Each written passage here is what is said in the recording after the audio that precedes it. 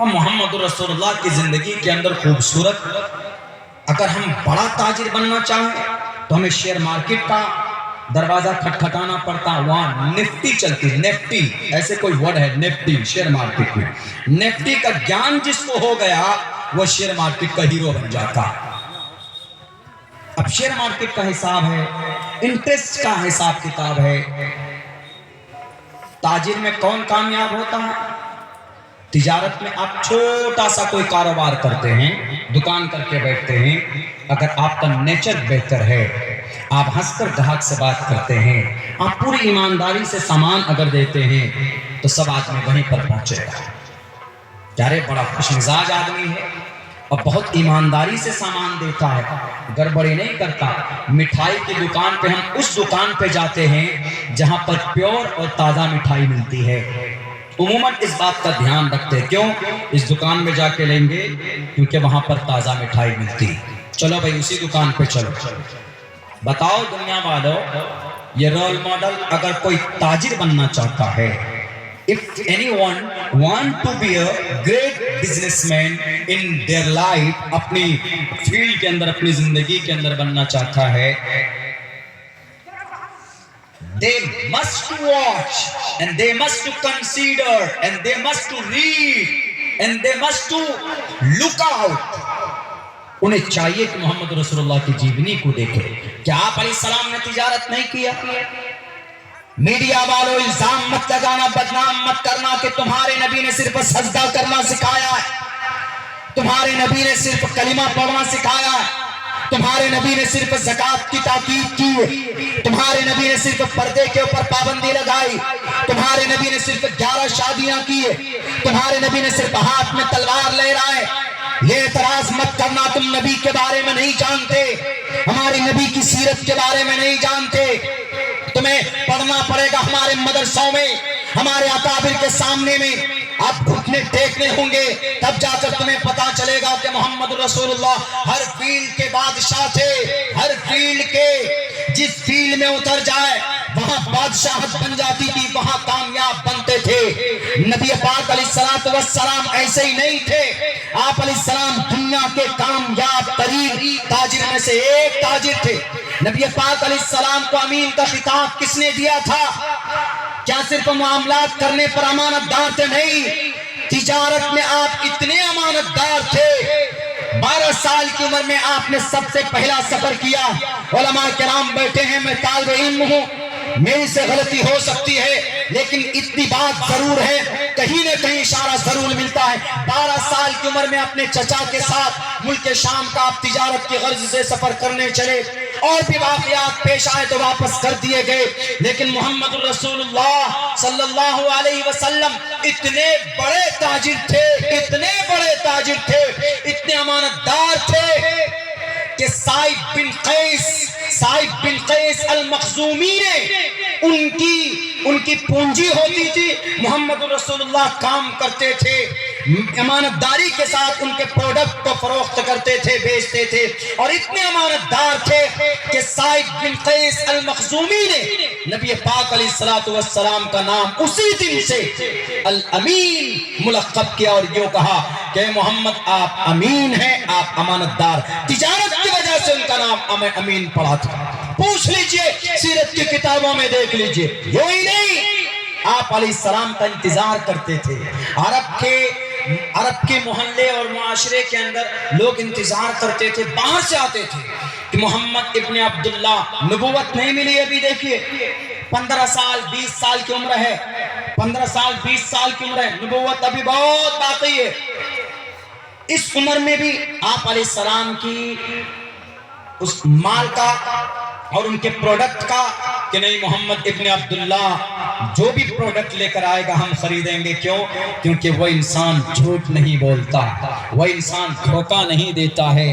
ایک واقعہ ہے کہ محمد رسول اللہ صلی اللہ علیہ وسلم 20 اونٹنیاں لے کر آئے. 20 اونٹنیاں، سنسکرت میں بھی اس کا تذکرہ ہے. ودھومنتو دیوردش ورشمہارتھش دیویج ہیڑتی دیویشمانا اپس پرش. ہمارے علماء بیٹھے ہیں، تھوڑی سی تکلیف ہوگی، سنسکرت ہے، نبی کی سیرت موجود ہے. اور مولانا قاسم نانوتوی رحمۃ اللہ علیہ، شاہ عبدالعزیز محدث دہلوی رحمۃ اللہ علیہ نے اپنی کتاب میں یہ بات لکھی ہے کہ سنسکرت میں جو سیرت کے تعلق سے باتیں ہیں، جہاں پر رسالت کے تعلق سے باتیں ہیں، جہاں پر عقائد کے تعلق سے باتیں ہیں، ممکن ہے کہ وہ کسی نہ کسی نبی کا ہو، ان کی زبان کا، جو سینہ بسینہ نسلاً بعد نسل منتقل ہو کر آج ویدات کی شکل میں ان کو بدلنے کی کوشش کی گئی ہے، وہاں پر موجود ہے، ممکن ہے، یقین کے ساتھ نہیں کہا۔ تو اسی لیے بہت ساری، میں نے جو منتر بھی پڑھا ہے شروع کے اندر اس کا ایکسپلین کروں گا، کون سا؟ ادارا سرو ایویتے گیانی تاتمیو میمتم، سنسکرت پڑھ رہا ہوں، بول رہا ہوں، اس ناچیز پر وشواس کیجئے میں نے رٹا نہیں ہے۔ I am a student of Sanskrit language، اس کو کمپلیٹلی میں نے اس لینگویج کو پڑھا ہے، میں بول تو نہیں پاؤں گا مکمل طور پر جیسے اردو ہندی بول رہا ہوں، بٹ یہ ہے کہ کم سے کم 60% سنسکرت کو میں گرامیٹیکلی جانتا ہوں۔ اس کو میں آپ کو بتا سکتا ہوں کہ عربی اور سنسکرت میں کتنا ڈیفرنٹ ہے، زمین و آسمان کا فرق نہیں ہے، بہت قریب ہے۔ جیسے ہم لوگ عربی میں بولتے ہیں، عربی میں واحد تثنیہ جمع سنسکرت میں ہے ایک وچنم، دوی وچنم، بہو وچنم، ایسی ورڈ ہے۔ ایشہ کہا عربی میں بولتے ہیں مہازا، یہ کیا ہے؟ سنسکرت میں ایشہ کہا، یہ کیا ہے؟ اس میں اشارہ مؤنث کے لیے ایشا، سنسکرت میں حاضی لگاتے، مذکر کے لیے ہاذا لگا دیتے، ذالکا لگا دیتے۔ سنسکرت میں ایشا بالکا، ایشا بالکا، ایش سا بالکا بعید کے لیے، ایشا بالکا قریب کے لیے۔ رما رمہ بھوشیتی بھوشیتہ بھوشینتی، فعلا فعلا فعلو، فعلا سنگل کے لیے واحد کے لیے، فعلا تثنیہ دو کے لیے، فعلو جمع کے لیے۔ فعل ماضی ہے، سیم سنسکرت میں بھوشیتی بھوشین بھوشیتہ بھوشینتی۔ ایک لمبا ہے، گرامر ہے، قاعدہ ہے، میں ادھر نہیں جاؤں گا۔ میں آپ کو بتا رہا تھا کہ ودھو منت دیوردش ورشمارتش دیو اجہیڑتی دیو اسمانا اپش پروش، وہ مہا پروش ایسا ہوگا کہ وہ 20 اونٹنیاں لے کر پہنچے گا اور اس کو فروخت کرے گا۔ آپ پڑھیے احادیث کی کتاب میں، اللہ کے نبی علیہ السلام ایک موقع پر 20 اونٹنیاں لے کر آئے، 20 اونٹ کا تذکرہ ملتا، اونٹنی نہیں لیکن وہاں پر اونٹنی کا تذکرہ، ودھو منتو گا کیا بولتے ہیں پریگننٹ اونٹنیاں، ودھو منتو دیوردش ورسمہارتش دیو اجہیڑتی دیو اسمانا اپس پروش۔ اللہ کے نبی 20 اونٹ لے کر آئے اور کسی وجہ سے آپ کو کوئی کام آیا، آپ فوراً اٹھے اور چلے گئے۔ آپ کا جو خادم تھا، آپ نے اپنے خادم سے یوں کہا کہ بیچو، یہ قیمت ہے، لیکن یہ اونٹ ہے، یہ لنگڑا ہے، اس کا پیٹ ٹوٹا ہوا ہے، اس کی قیمت اتنی رکھنا۔ تو وہ آپ علیہ السلام چلے گئے، وہ خادم بھول گیا، فروخت کر دیا۔ ایک صاحب آئے، انہوں نے کہا کہ محمد ابن عبداللہ کے اونٹ یہی ہے، کہا مجھے فروخت کرو، سب کو برابر قیمت میں بیچ دیا۔ آپ علیہ السلام آئے، فروخت کیے، جی کتنی قیمت ہوئی، رقم دکھاؤ، حساب کر کے دکھایا، کہا کہ کم ہونی چاہیے، 50,000 کیوں ایکسٹرا ہے، ایگزامپل کیوں زیادہ ہے، اس کی آدھی قیمت ہونی چاہیے کیونکہ اس کے پیر کے اندر فریکچر تھا، ڈیفالٹ تھا، وہ لنگڑا تھا، وہ اس کو کم قیمت میں بیچنا چاہیے تھا۔ انہوں نے کہا اللہ کے نبی، انہوں نے کہا کہ محمد ابن عبداللہ میں بھول گیا تھا، مجھے نہیں معلوم تھا اے محمد۔ انہوں نے کہا کہ بے وقوف ہو تم، ناراض ہوئے آپ، اور کہا کہ بیٹھو، بٹھایا اور لے کر گئے ڈھونڈنے کے لیے۔ کدھر سے آیا تھا، کہاں کا تھا، جی یمن کا تھا۔ وہ گئے، ایک دن چلنے کے بعد اس قافلے کو پانے کے بعد یہ کہا کہ یہ اونٹ آپ نے کس سے خریدا، کس کا اونٹ ہے؟ انہوں نے کہا کہ ہم نے محمد ابن عبداللہ کا اونٹ سمجھ کر اس کو خریدا، وہ تھے نہیں، ان کے غلام سے خریدا، یہ غلام تھا، کہا کہ اس میں سے ایک اونٹ لنگڑا ہے، آپ آدھی قیمت یہ واپس لیجئے، یا ایک کام کیجئے وہ اونٹ ہم کو دے دیجئے، باقی 19 لے کر جائیں۔ اس کے پیسے واپس آپ علیہ السلام نے کر دیے۔ انہوں نے کہا کہ محمد ابن عبداللہ، آپ کی امانت کا تذکرہ، آپ کی دیانتداری کا تذکرہ ہمارے یمن میں بہت ہے، میں بھی غلام ہوں، مجھے میرے مالک نے بھیجا ہے، مجھے میرے رہبر نے بھیجا ہے، اور 3 دن سے میں اس انتظار میں ہوں، اس میلے میں، اس مارکیٹ میں، کہ محمد ابن عبداللہ کا پروڈکٹ کب آئے گا، ان کے اونٹ کب آئیں گے کہ میں خریدوں امانت داری کے ساتھ۔ میں 3 دن سے انتظار میں تھا۔ آج وہ لوگ تجارت میں مہان مانے جاتے ہیں جو جھوٹ بولتا ہو، جو بے ایمانی کرتا ہو۔ تجارت ایک رول ماڈل آپ کو مل سکتا ہے نبی کی زندگی میں۔ آپ علیہ السلام نے یہ سبق دیا دنیا والوں کہ اگر تم دکاندار ہو، اگر تمہارے دکان میں کوئی چیز خراب ہے تو گاہک کو فوراً اس کے بارے میں وضاحت کرو کہ یہ چیز اس کے اندر یہ کمی ہے، میں اس کی اتنی قیمت لوں گا۔ لیکن نہیں جناب، آپ سیب کی شاپ پہ جائیے تو جو اندر سے خراب ہوگا اس کو اوپر سے جناب اسی کے اوپر لیبل لگا کر کے بیچتے ہیں۔ دنیا کے اندر لوگوں کو دھوکہ دے سکتے ہو، مرنے کے بعد جب تمہاری وہ پوری میموری چالو ہوگی، لا یغادر صغیرۃ ولا کبیرۃ الا احصاها، تمہارا ایک ایک عمل لوگوں کے سامنے رکھا جائے گا، تو تاجروں اس وقت کہاں جاؤ گے؟ اللہ کے نبی کی زندگی سے ہمیں یہ سبق ملتا ہے، اگر ہم تجارت کریں یا کوئی زمین فروخت کرتے ہیں یا کوئی دوسری دنیاوی چیز ہم فروخت کرتے ہیں یا ریئل اسٹیٹ کا کام کرتے ہیں یا کوئی پرچون کی شاپ چلاتے ہیں یا کپڑے کی دکان کرتے ہیں یا موبائل کی دکان کرتے ہیں، تو امانت داری ہونی چاہیے، دیانت داری ہونی چاہیے۔ محمد رسول اللہ کی زندگی کے اندر ہمیں امانت داری ملتی۔ آج جو جھوٹ بولتا ہے، جو ایک دوسرے کی شیئر کو خرید کر دوسروں کو سڑکوں پر لا کر کھڑا کر دیتا ہے، یہ نظام نبی کے زمانے میں نہیں تھا، بلکہ آپ امانت کے طور پر لوگوں کا دل جیتا تھا، آپ نے لوگوں کے کمپنیوں کو خرید کر نہیں، غلط طریقے پر یہ نظام نہیں تھا، سود کا اور انٹرسٹ کا۔ آج تو جناب جو جتنا بڑا دلال ہو، جو جتنی بڑی دلالی کرتا ہو، جو جتنا بڑا بروکر بن جاتا ہو، اس کو اتنا بڑا مہان بزنس مین مانا جاتا۔ کامیاب نہیں ہو سکتے، وقتی طور پر تمہارے پاس دولت آ سکتی ہے۔ دیکھو اللہ تبارک و تعالیٰ دنیا میں دکھاتا ہے کہ نہیں دکھاتا، بڑی بڑی کمپنیوں کی دیوالیاں نکل جاتی، 9,000 کروڑ روپے کی کمپنی ہے، 9 مہینے لگتے ہیں ان کے اونر کو زمین سڑک پر آنے کے لیے۔ کیونکہ غیر امانت طور پر بے ایمانی کر کے وہ اس جگہ تک پہنچتے ہیں۔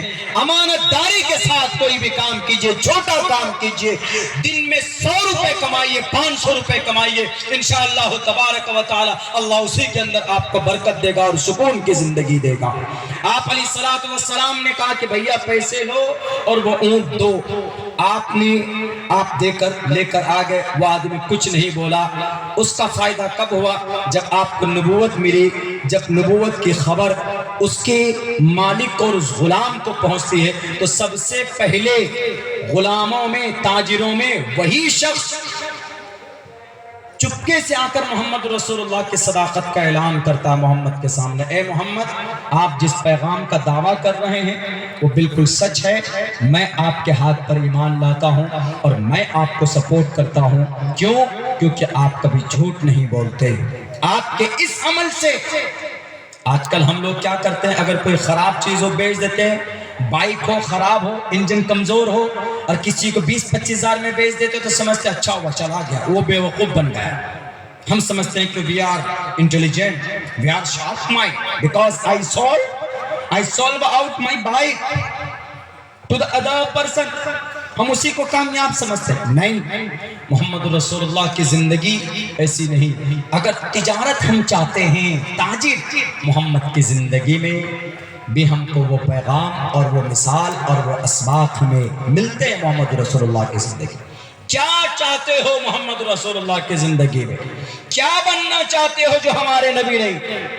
بہادر بننا چاہتے ہو؟ ریسلر بننا چاہتے ہو؟ سائنٹسٹ بننا چاہتے ہو؟ شارپ مائنڈ بننا چاہتے ہو، محمد رسول اللہ پر جو کلام نازل ہوا، جو قرآن اترا، اس کو پڑھو۔ آپ علیہ السلام کے اوپر قرآن کریم نازل ہوتا ہے، سب سے پہلی وحی اقرأ بسم ربک الذی پڑھنے کی۔ یہاں سے تو صاف طور پر یہ بتایا گیا، if you want to be a master, if you want to be a doctor, if you want to be a professor, if you want to be a PhD person, doctor of philosophy، اگر آپ کچھ بننا چاہتے ہیں تو you must to study، you must to study، تو پڑھو، اقرأ بسمی پڑھو۔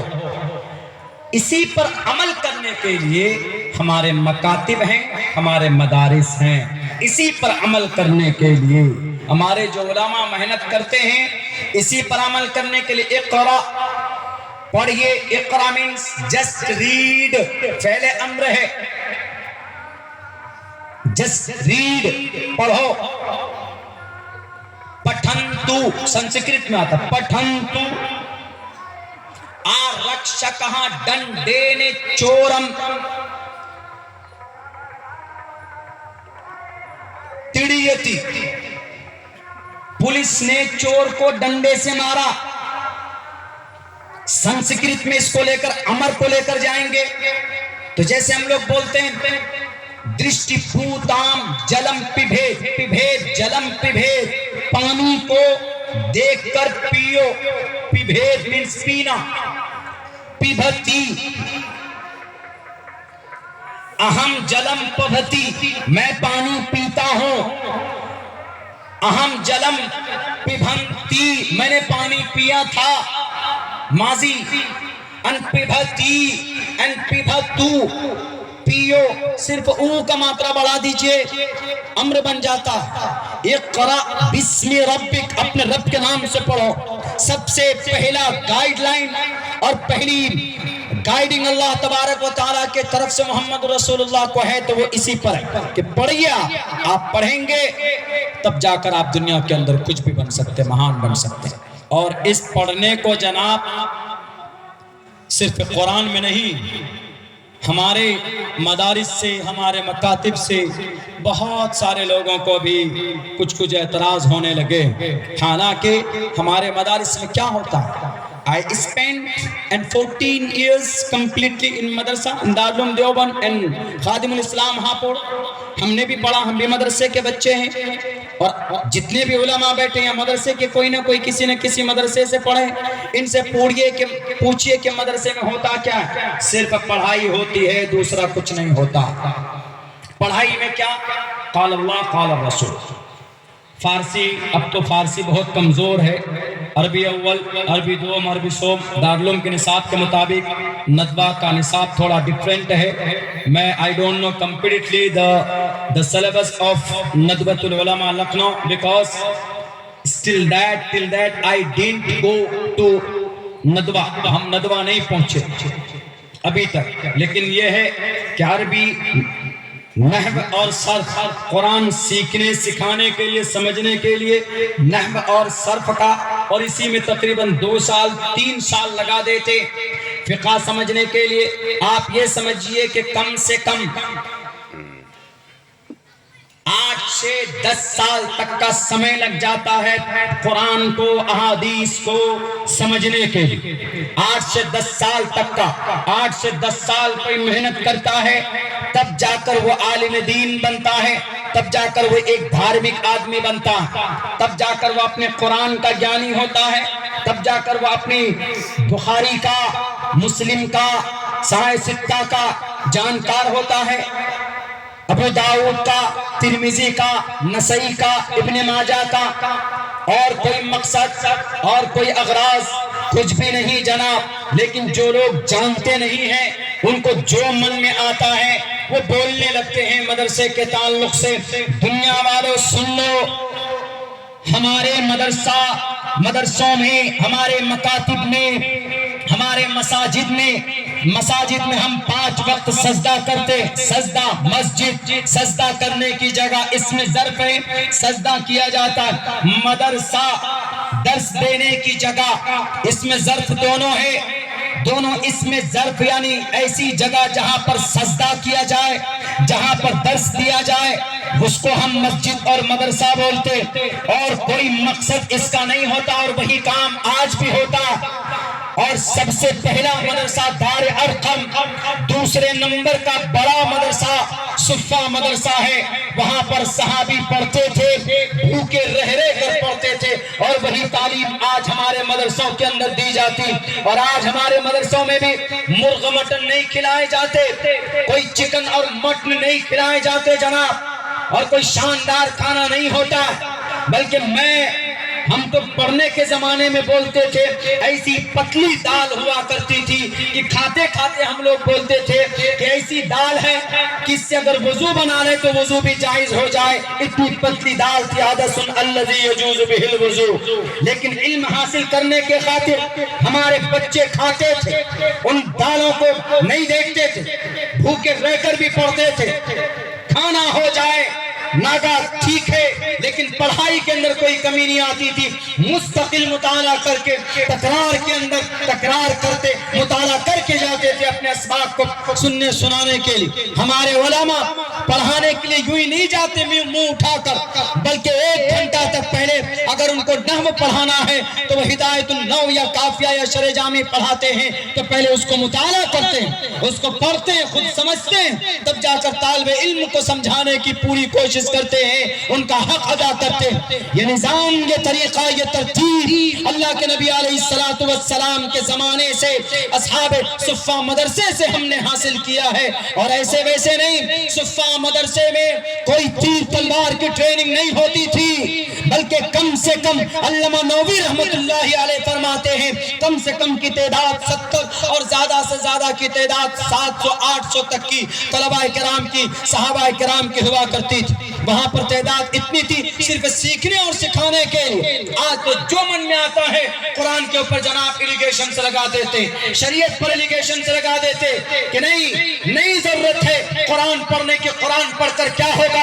اٹھاؤ تاریخ پڑھو، کیمبرج یونیورسٹی سے پڑھو، آکسفورڈ یونیورسٹی سے پوچھو، کیمبرج سے پوچھو، ہارورڈ یونیورسٹی سے پوچھو کہ قرآن پڑھ کر کیا بنتا؟ قرآن پڑھ کر دنیا کا سب سے مہان، سب سے بڑا میڈیکل کی دنیا کے اندر اگر کوئی نام ہے تو وہ کسی پروفیسر کا نام نہیں ہے، وہ نام شیخ حسین ابن علی سینا کا ہے، جو 10 سال کی عمر میں حافظ قرآن بنا تھا کہ نہیں بنا تھا؟